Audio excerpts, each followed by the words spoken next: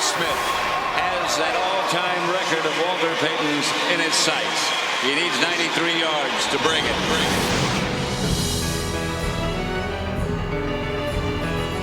History is a shadow, difficult to ignore, even harder to escape. You can't run around it. You can't run from it. The best you can do is run with it. He desperately wants this record. He needs 80 more.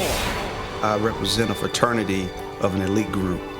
When you look at a lot of running backs, a lot of us have a lot of similarities and a lot of instinctive things and a lot of visionary things. But I think when you really get down to the nook and cranny, it's something inside you that really have to propel you to do your job the best that you possibly can. He's 38 yards away. There's going to be shots out there that people are going to take on you.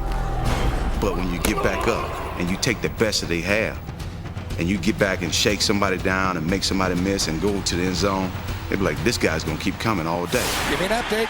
Right around 28 yards away. I see bodies, flashes of colors, angles. Is he too sharp? Is he too flat? Is he over the top? Or is he underneath me? Can I get around him? Bait him in. I'm playing almost like a magician.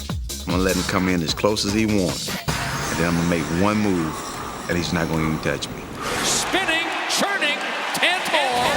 When I play with so much energy and so much force that I can move 350-pound man and not even think twice about it. Gain of 5, he's under 20 yards away. Some people ask the question, why you? Without no Jim Brown, without no Gary Sayers and Dickerson and Walton, all those list of guys, there wouldn't be no history. I have all of them in me. And so without that in front of me, I wouldn't have nothing to chase after. I'd be creating it. And it's fun to be able to chase after something. When I think about it, I mean, that's a lot of yardage. Being in the position to achieve this record, to get it, that would be the ultimate.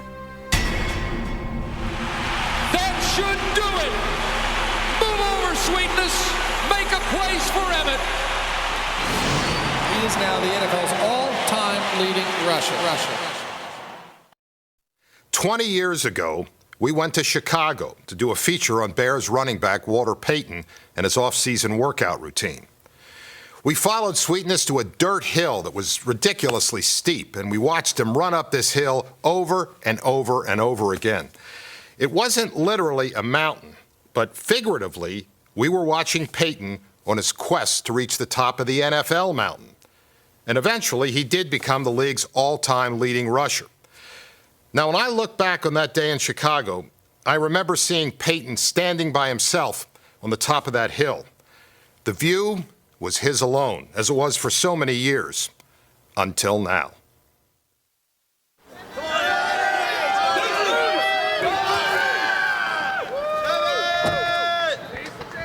Game day, look good, feel good, play good. But I slept pretty good last night. I got up early this morning. I was up probably around 6, a little bit before 6. It's a cloudy 67-degree day at Texas Stadium. My guess is Emmitt Smith will be more nervous today than he was when he took his first carry in 1990. You're going to see some second and third effort, I think, out of him today. He desperately wants this record now. It's not just any other Sunday. 16,726 is one sweet number. Walter Payton's NFL rushing record was a distance equal to 1/3 of a marathon. A distance traversed not mile by mile, but yard by yard, inch by inch. Well, who's the fastest? Well, I know I wasn't the fastest. They said, well, who's the biggest? I know I wasn't the biggest. Who's the strongest? I know that I was not the strongest. What do I have?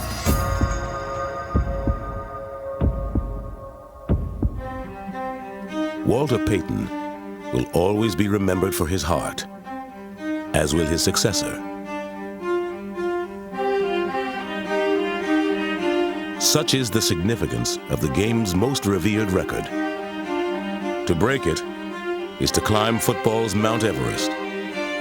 As much as speed, talent, and skill, the all-time rushing record is a measure of survival, endurance, and will. The hardest thing in the world to do is to have a consistent career and do what you do on a consistent basis for a long period of time. To me, that's what defines a true player. From the time he was a schoolboy legend in Pensacola, Florida, consistency has been Emmitt Smith's hallmark. He rushed for over 8,800 yards and scored 106 touchdowns at Escambia High School, entering the University of Florida, the most celebrated recruit in school history.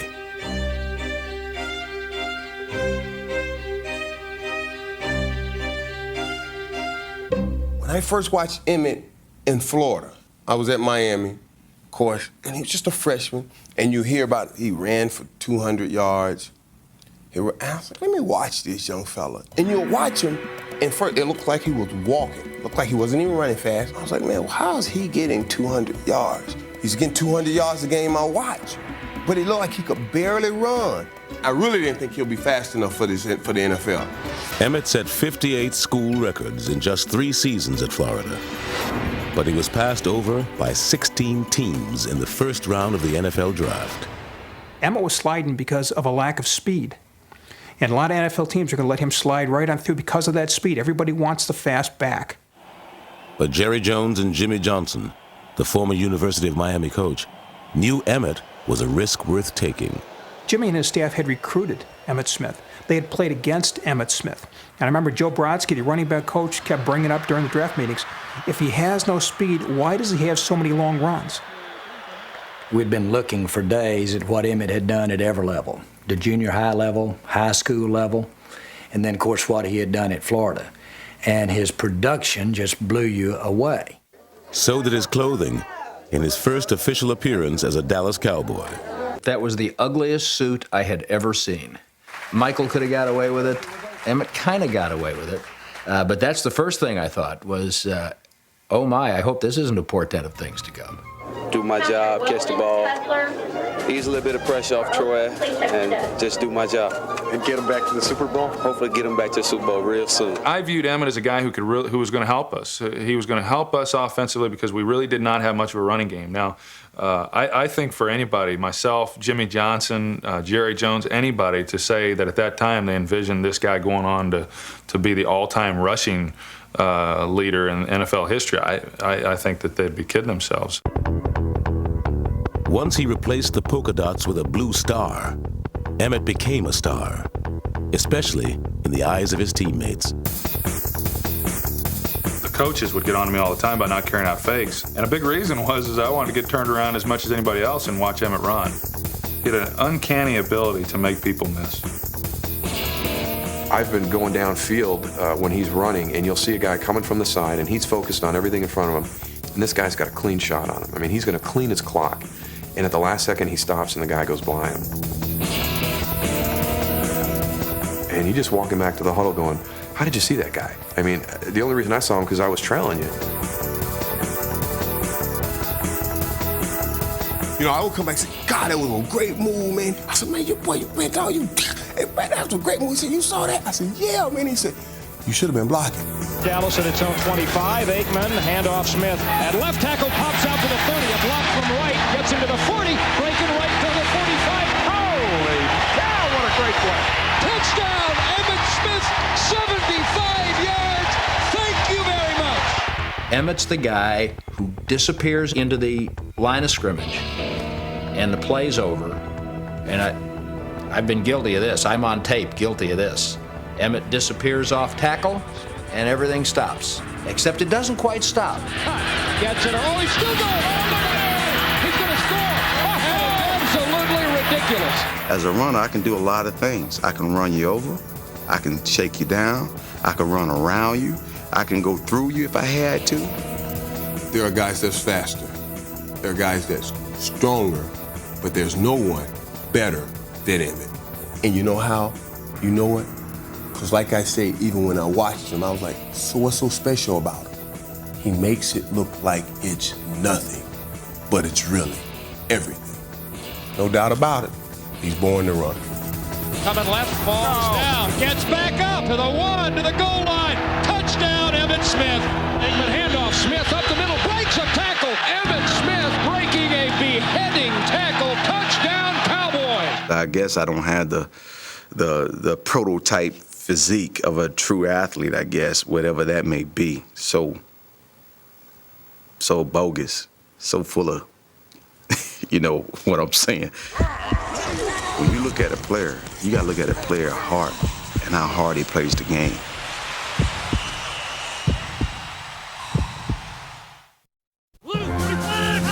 In his first 6 years in the NFL, Emmitt Smith rushed for nearly 9,000 yards, led his team to 3 Super Bowls, and set an NFL record with 25 touchdowns in a single season.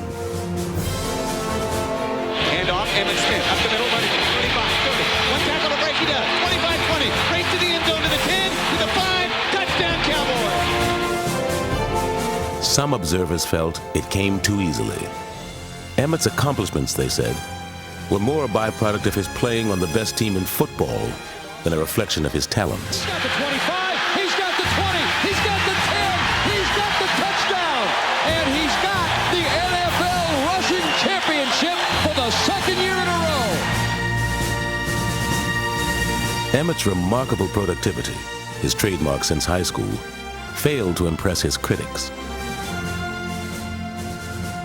He could never do enough. He could win NFL MVP awards, he could win 3 Super Bowls, he could win a Super Bowl MVP award, and still people would say, well, Barry Sanders would have done the same thing. The most exciting running back in the NFL at that time was Barry Sanders. You know, the things that he was able to do as a runner, changing direction, making people miss, was fun to watch.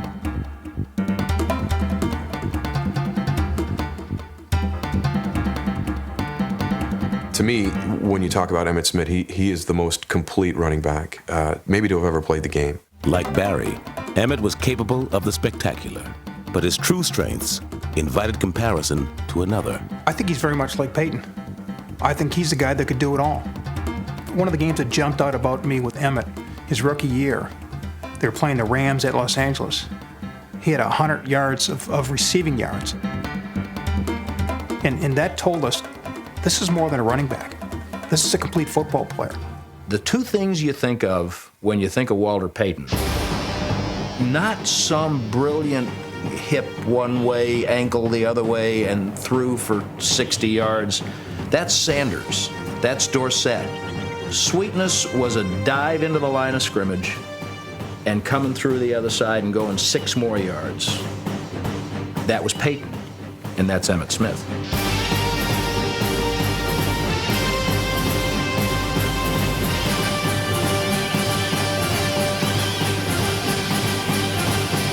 The other thing that Peyton was a stone killer as a blocker. I've been doing this in this league 25 years. I haven't seen a back get that kind of rushing load, block like Peyton, except Emmitt Smith.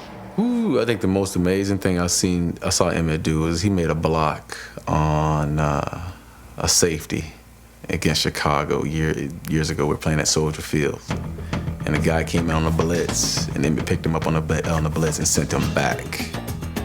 He was better in pass protection than I was. He shot quite a few people. He had this way of just uncoiling on people and getting right up under their chins and standing them up. Like Peyton, Emmitt was not only his offense's first option, but also its last line of defense. He never came off the field like Barry Sanders did. He was the best first and second down back. He was the best blitz pickup guy. He was the best receiver out of the backfield, the best goal line running back. He get hit on every single play at least once. That was quite a responsibility on Emmitt Smith and a lot of wear and tear. And you really had to not only be talented, but you had to have a lot of just sheer will and perseverance to take on that kind of load.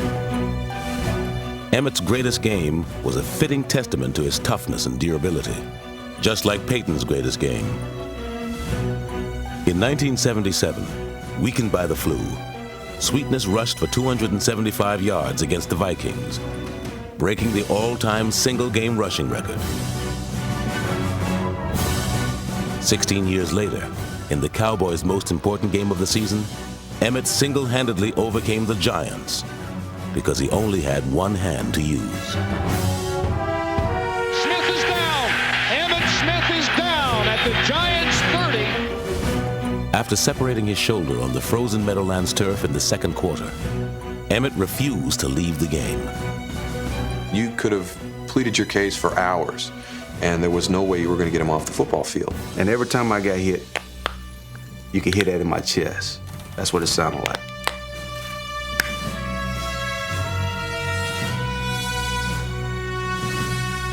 I'm sitting out on the football field, I'm in the huddle saying to myself, no pain, no pain. I'm just talking to myself, no pain.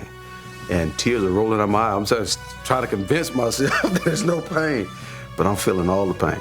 Determined to give his team home field advantage in the playoffs, Emmitt played on.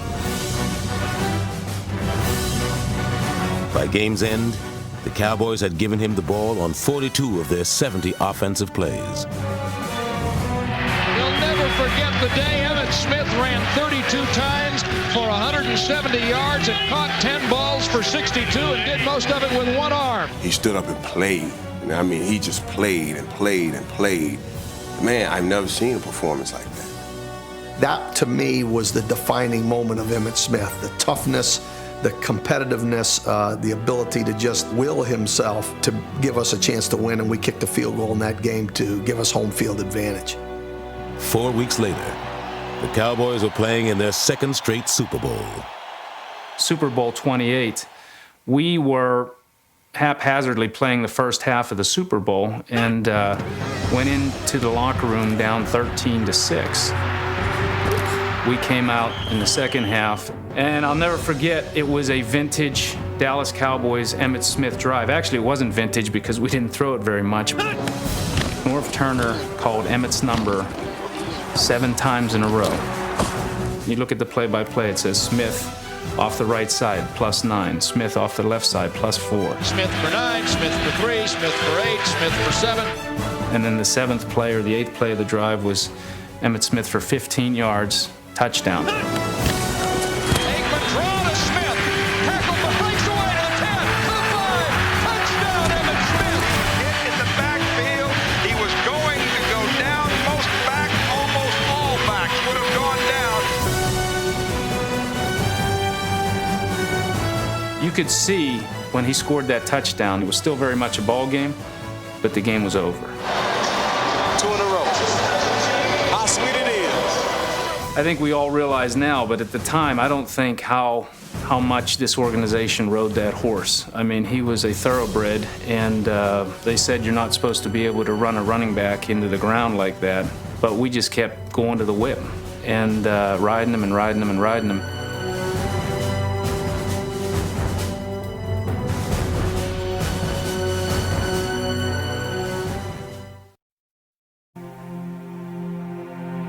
In football, success is never individual. In Dallas, Emmitt Smith comprised just 1/3 of perhaps the greatest trio in pro football history. Well, I think it's pretty remarkable that in 3 consecutive drafts, the Cowboys took a wide receiver better than Drew Pearson, a quarterback better than Roger Staubach, and a running back better than Tony Dorsett.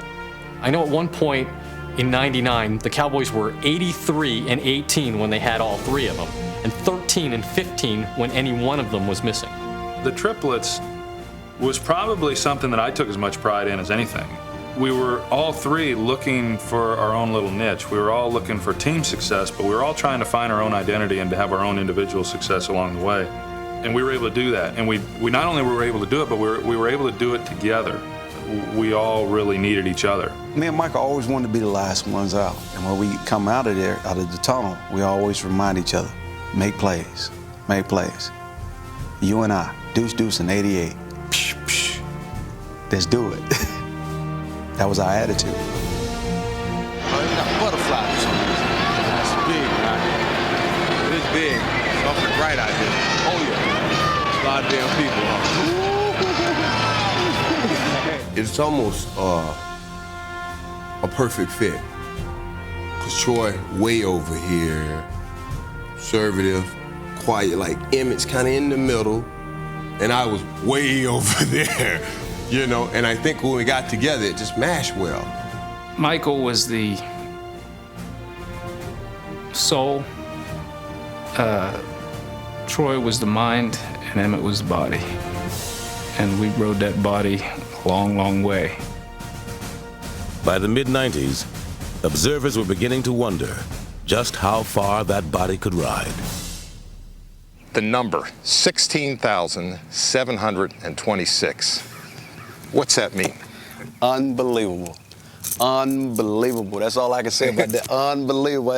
It's so far out there. I mean. Yeah, but now people are talking about you know, closing in on that record. I got to be a very blessed man in order to get that record there, but. That is a number that I wrote down in 1990, and that is a number that I knew was going to take longevity in order to get it. At the top, where where Walter Payton and Dorsett and those guys are, I got to be up there with those guys before I consider be great. In his first 12 seasons at football's most punishing position, Emmitt missed only 4 games with injuries. But in '97, the constant pounding began to take its toll. While Barry Sanders rushed for over 2,000 yards, Emmitt finished with barely 1,000 in the worst season of his career. As a running back, as soon as you start approaching 30, that's when they say, hey, you know, your legs are gone, you can't run anymore. And anytime Emmitt had a difficult game, then people were always quick to say, well, he's finished. Hey, Emmitt, just keep running, man. That's all you can do. That's all you can do is just keep running. A lot of people for a long time wrote about the fact that Emmitt was done. He was never going to get Walter Payton's rushing record. He wasn't going to be the best back on his team much longer, and may not have been then. On a Monday night in Chicago, Emmitt came face to face with his football mortality. Late in the fourth quarter, on Walter Payton's former home field, Emmitt dove over the top on a play fake. But he landed awkwardly on his neck, temporarily losing feeling on his left side. After arriving in the locker room, he received encouragement from an unexpected visitor. I got a visit from Walter Payton. He came down. He came down out of the stands while I was hurt.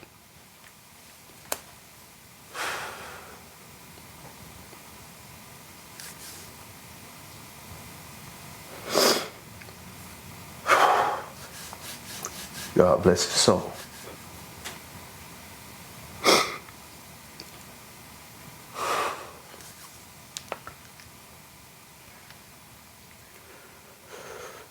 He was there, and he came up. I'm in tears like I am now. He kissed me on my forehead. He said, everything is gonna be all right. He said, don't worry about nothing. He said, it's in God's hand. He said, if you need anything, I'm gonna be here. I'll be here for you.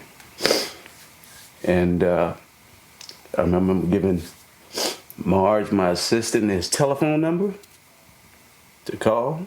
He was there. And he was there just encouraging me through this whole situation.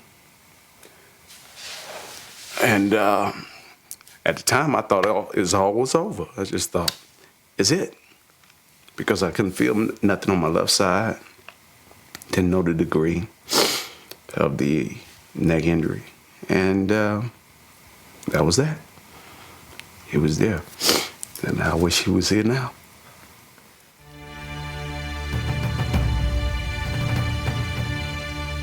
When Payton died of cancer in 1999, all of football honored him.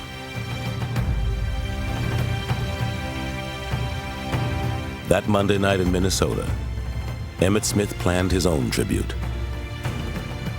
I wanted to go out and give the best performance that I possibly could, you know, try to dedicate that particular game to him. And that was my whole mindset going into that ball game. it's going to be a great night because I know that Walt is watching, and I'm going to dedicate whatever happened this night to that man. I wanted to break his single-game rushing record. I felt like that night was going to be the night that all history come running down. And when it's all said and done and over, I wanted it to be for him.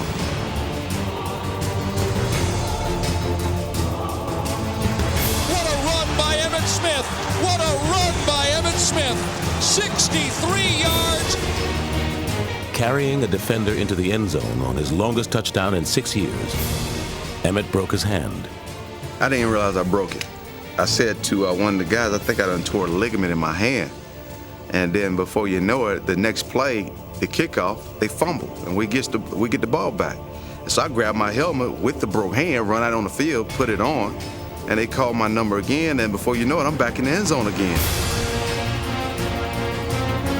Unbelievable! Unbelievable!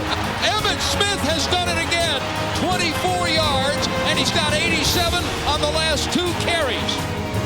He finished the first half with 140 yards, but the second touchdown was his final carry of the night. The broken hand kept one Peyton record intact, but another remained in Emmitt's sights. Prior to Emmitt Smith, only 6 players held the all-time rushing record.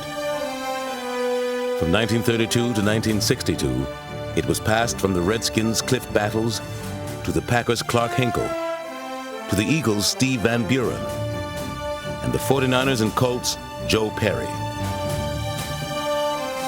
Jim Brown held the record the longest, from 1963 to 1984, when Walter Payton eclipsed him in Chicago.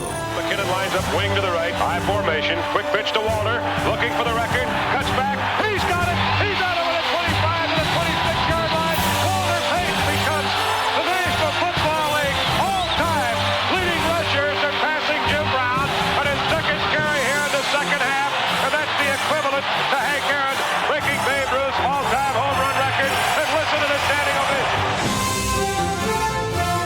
By the late 90s, Sweetness had identified 2 candidates worthy of carrying the torch. I recall Walter telling me, he says, 2 people that I believe in the National Football League that has an opportunity to get that record. Barry Sanders and you. So y'all are the only 2 people I believe that can get it. And I want to see y'all get it. And I'm like, okay. That fueled me more to go after it. In 1998, Barry Sanders retired. Emmitt, however, kept on running. Smith stops, reverses field right. Now cuts north-south. Highlight film touchdown for Emmitt Smith. If you look at the history of backs over 30 gaining yards, it's the big backs. Franco Harris, John Riggins, John Henry Johnson. Small backs have a shorter lifespan in the NFL. The wall's generally 29. Emmitt exploded to the wall. Emmitt's been a good back into his 30s. He's a cross between the Energizer Bunny and the little engine that could. All you need to do is give him a little bit of coal, and he keeps chugging up that hill. At an age when most running backs are winding down, Emmitt kept going and going. As he revved up for one last run with history, Emmitt kept a promise to the legend he was chasing. When Walter was sick, we had conversations and over the phone, and in one conversation I recalled him saying, one thing I want you to do for me is call my son Jared, talk to him, and try to keep him uplifted, and try to make sure that he's on the right track, and don't let him get down. The first time I met Emmitt was at a golf tournament in Miami. And I met him and everything. We was just talking about his father, talking about how he was doing at Miami University, how things was going at the time. And he just blurted out and just said, man, you remind me of my father so much. I mean, it kind of scared me a little bit because the things that he was saying to me is some things that my dad would say to me. Just sitting there having a conversation and talking to him about just life, just trying to get an understanding of where he's at and how he was doing since the death of his father and so forth, was a good conversation. I think my dad saw a lot of himself in Emmitt, And I do too. I mean, growing up now and being 21, I see it a lot. I think the spirit of sweetness is like everything that my dad stood for. That is a beautiful trophy, and that's going to look very well on my mantle. When we sat down and talked about giving this award, and he came up, it wasn't that he came up because he was about to break the record. It just became up because of the kind of person he was.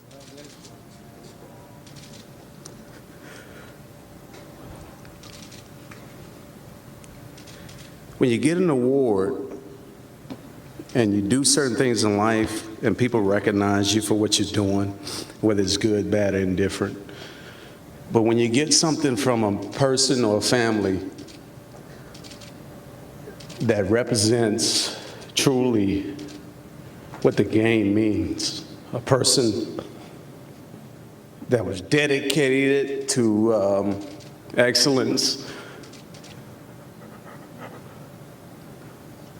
a person that means a lot to me. To me, when I saw him, break down like that, it hurt me because it's just like, wow, you look at a guy like that who you look as kind of like being like Superman or, a superhero, and to see that he has feelings like that and they're not afraid to show them, to me, that's a man right there to me. I'm trying to be strong, trying to hold my emotions and all, but I just can't help it. That's how much he meant to me. And that's how much it's gonna mean to me when I break it. Walter Payton stood 5 feet 10 inches tall, 202 pounds. Emmitt Smith stands 5 feet 9 inches tall, 212 pounds. The similarities do not end there. Entering his 13th season, Emmitt's numbers were almost identical with Payton's.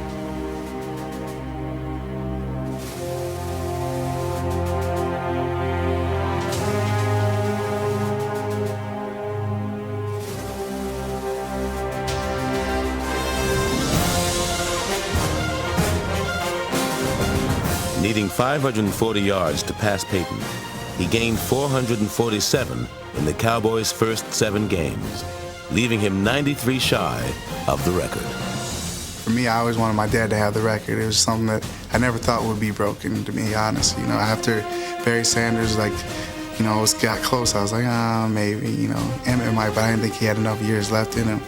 But if you take a 34 and switch it with that 22, you see a lot of the same little things. Maybe not the high step that my dad used to do, but it does. It actually feels right. It feels like it fits. I'm happy Barry did what he did. And I like Barry, I love Barry, and I think he's a great player. But if you don't want it bad, I don't want you to have it. It means that to Emmitt. He always wanted to be the best. What's up, love? Hi, how are you? I'm fine. How you doing this morning? Go get it, Emmitt. Get it, man. Thank you. Yep. You have a hug. Thank you so much. Thank you. This is for you, and this card is for after today. Okay. Thank you. Y'all be good. All right, love. There you go. We'll see y'all later. Love you too. Be good. Get a lot of love from the fans of Dallas. Here's the paper for you. All right, thank you. Morning, gentlemen. The same old me, baby.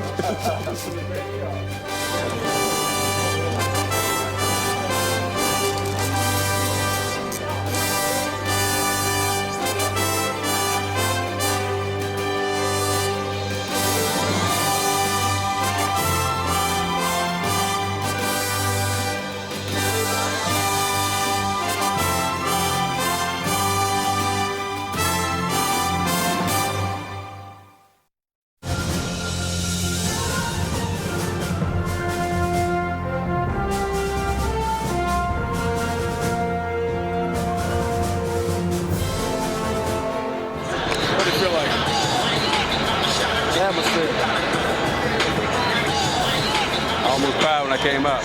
Sorry. Almost cried when I came up.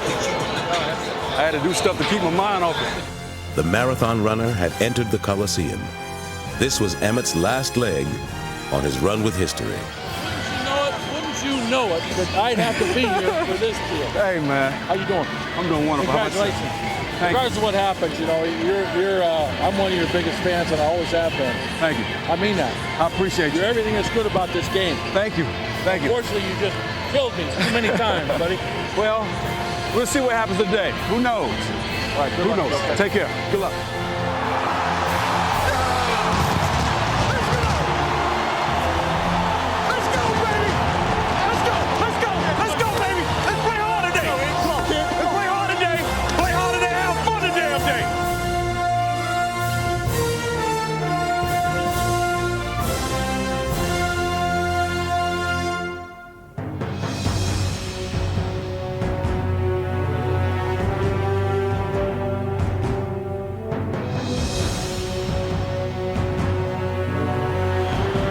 I formation, standard set. And the first play is a handoff to Emmitt Smith, and he's going to get a couple.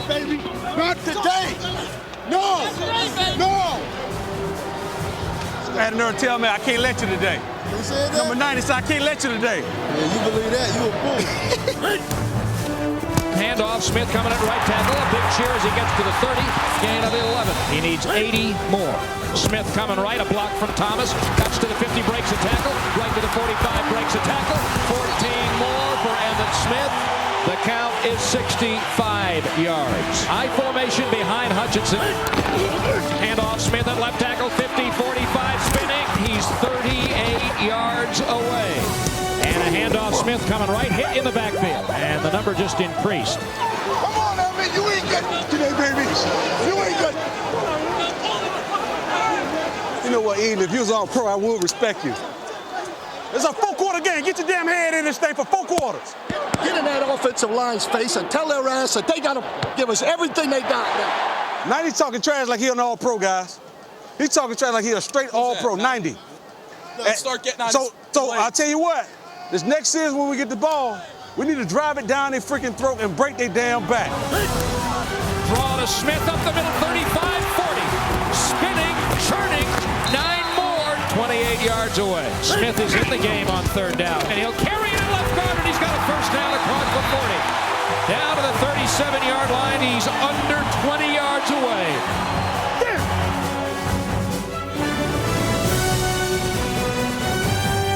En route to his 75th 100-yard rushing day, Emmitt ran over, around, and through the Seattle Seahawks.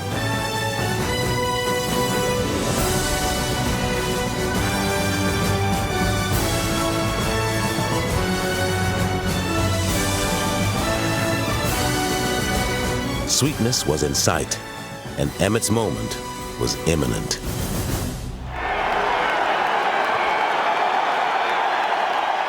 I'm going to say congratulations before all the hoopla starts.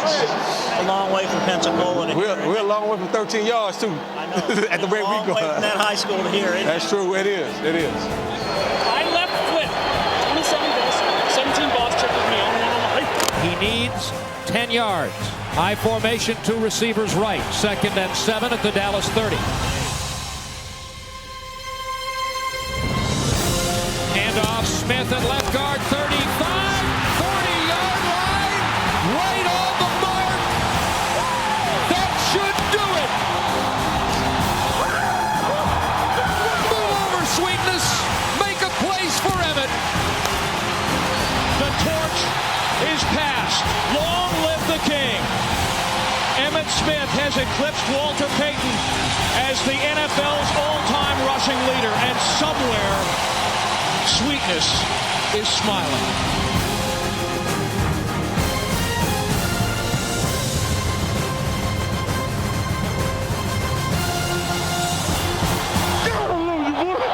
That's my goal. This is indescribable.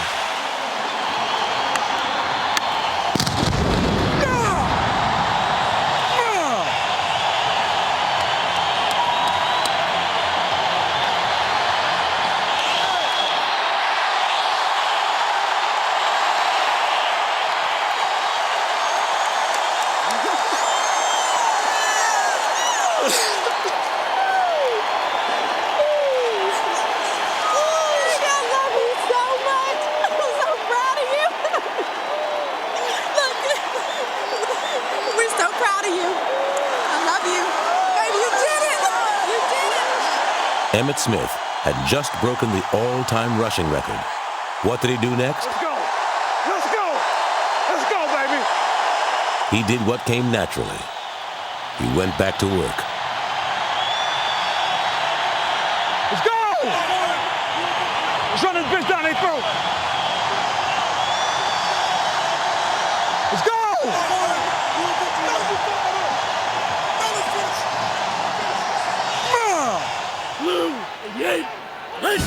Out of the eye, handoff, Smith coming right 50, 45, a move to the 40, and down to the Seattle 38-yard line. First and goal from the 1. Crowd wants Emmitt to carry this. Handoff, Smith, diving, touchdown.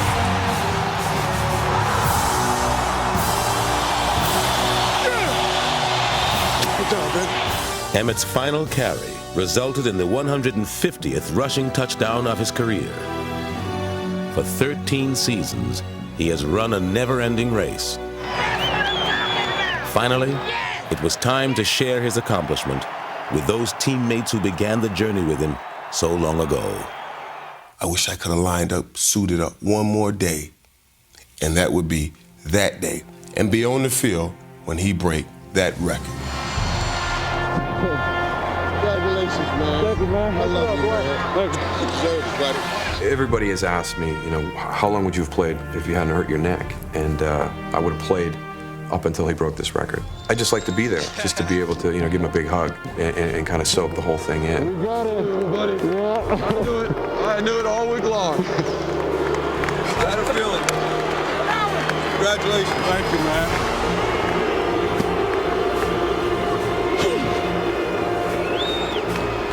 Glad I could be here. So happy I could be here. I wouldn't miss this for anything.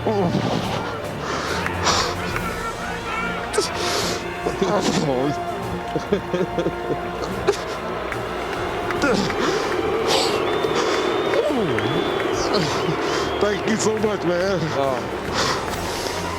I enjoyed everything I did for you. You made it fun, buddy. Oh, thank you. There's nothing I would have loved more outside of winning another Super Bowl, but to be out on the field when Emmitt accomplishes that and breaks the record, because I was there for so many of the handoffs. 11 years of his career, I had the best seat in the house.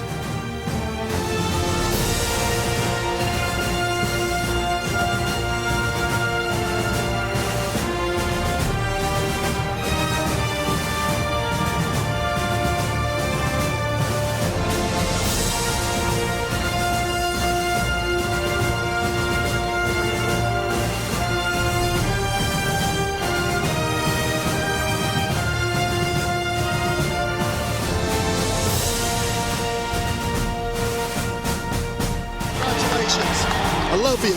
It's fabulous, unbelievable.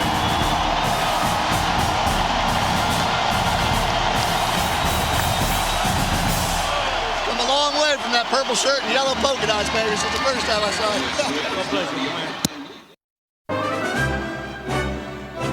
With his name and number stamped into history, Emmitt Smith was called back onto the field for a Texas-sized curtain call.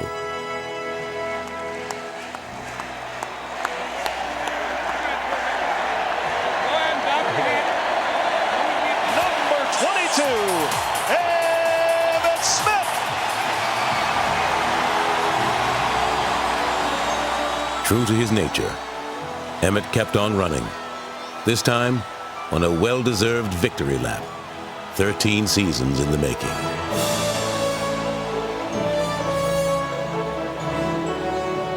For you fans, this is about heart, this is about character. There's only one NFL rushing champion, and there's only one Emmitt Smith.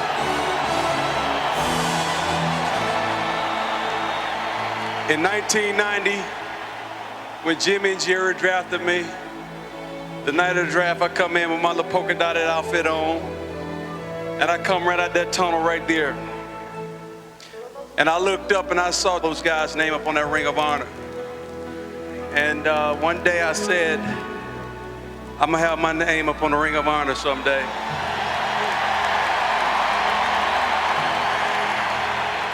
This is something that I think you deserve as well as myself. And I'm glad and I was very thrilled to have the opportunity to do it right here in Texas Stadium where God can look down on us this day. I don't think you have to worry about getting up in the Ring of Honor, but we can't make it happen right now. But what we can make happen right now is this right here.